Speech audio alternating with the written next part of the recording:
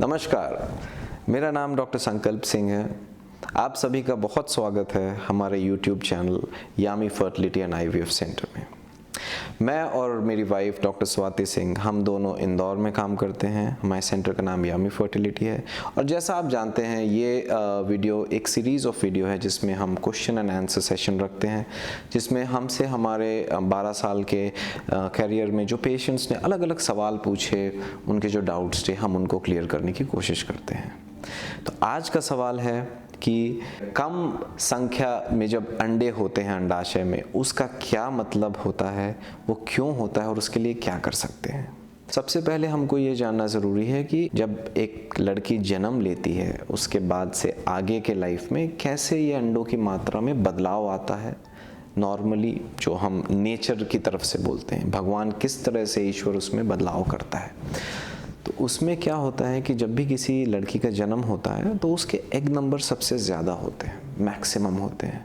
उसकी पूरी ज़िंदगी में इतने एग्स कभी नहीं मिलते और उनकी मात्रा 6 से 7 मिलियन एग्स होते हैं।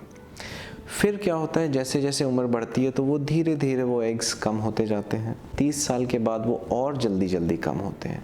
तो अगर मान लीजिए अपन एक महिला का टेस्ट करते हैं जिनकी उम्र 30 साल है, तो उनके अंडे हमको नॉर्मल मात्रा में मिलेंगे। अब ये नॉर्मल की डेफिनेशन क्या है?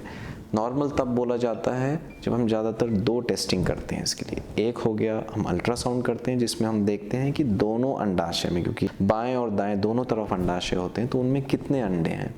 तो हमारी एक्सपेक्टेशन, हम चाहते हैं कि कम से कम 10 और 10 दोनों तरफ हो, तो कुल मिला के 20 अंडे। दूसरा टेस्ट है खून की जांच, उसको बोलते हैं AMH, तो वो एंटी मुलेरिन हार्मोन कहलाता है। तो ये अंडों से ही निकलता है, आपके फॉलिकल से निकलता है। तो AMH हम ब्लड टेस्टिंग करके भी हम देख सकते हैं कि अंडे की मात्रा नॉर्मल है कि नहीं। अब AMH नॉर्मल लेवल जो एक्सपेक्ट किया जाता है वो होता है 4 या उसके ऊपर। अगर उससे कम होता है तो मतलब अंडे की मात्रा थोड़ी सी कम है। तो ये दोनों टेस्टिंग से हमको पता चलता है।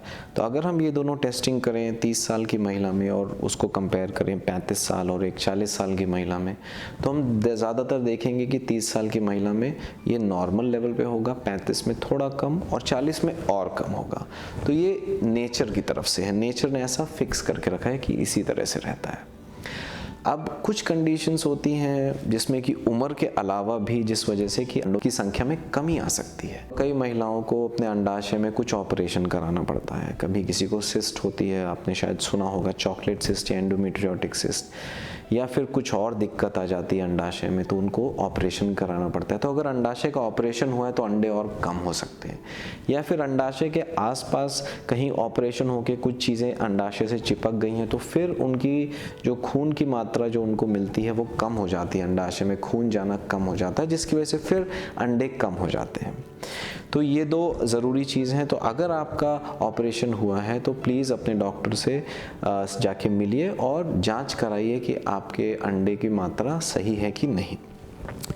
तीसरी चीज़ होती है जेनेटिक, फैमिली रीज़न की वजह से, कि मतलब माँ को या बहन को भी ये प्रॉब्लम थी कि उनको भी किसी रीज़न से, किसी क्रोमोसोमल इशू की वजह से अंडे की मात्रा कम थी, तो वो उस महिला को भी दिक्कत हो सकती है कि उनके भी अंडे की मात्रा, क्योंकि उनकी माँ या बहन में कम थे, तो उनके भी अंडे की मात्रा कम होने की संभावना रहती है। फिर आजकल देखा जाता है कि हम लोग के खान पान में बहुत ज़्यादा केमिकल्स, पेस्टिसाइड्स मिले होते हैं जो कि हमारे अंडों को नुकसान पहुंचाते हैं, मात्रा कम कर देते हैं। या फिर आजकल हमारी जो जीवन शैली हो गई है वो थोड़ी गड़बड़ा गई है, जो हम फ़ोन बहुत ज़्यादा, वाईफाई बहुत ज़्यादा यूज़ करते हैं, कहीं ना कहीं इनका भी कुछ ना कुछ हाथ हो सकता है अंडों की मात्रा कम करने में। इसके अलावा भी बहुत सारे कारण हैं। तो अगर आप और जानना चाहें और पूछना चाहें तो प्लीज़ अपने डॉक्टर से कांटेक्ट करिए या हमसे करिए अगर आप चाहें तो। अब अगला सवाल है इसमें कि हम इसके लिए क्या कर सकते हैं। तो इसके लिए कई चीज़ें हैं। उसमें क्या होता है कि हमको ये पता चलना चाहिए कि भाई इन महिला की उम्र कितनी है, उसके अंडे कितने हैं।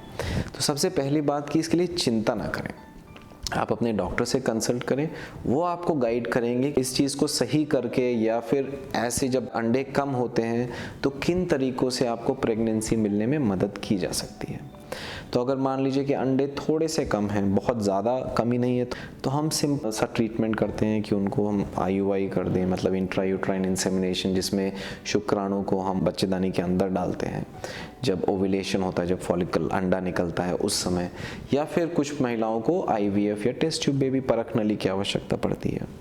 पर अगर अंडों की मात्रा बहुत कम है, मान लीजिए 1 या उससे भी कम है, तो शायद आपके लिए सिर्फ परख नली वाला ही ऑप्शन बचता है। और परख नली वाले ऑप्शन में या तो आपके स्वयं के अंडे इस्तेमाल हो सकते हैं।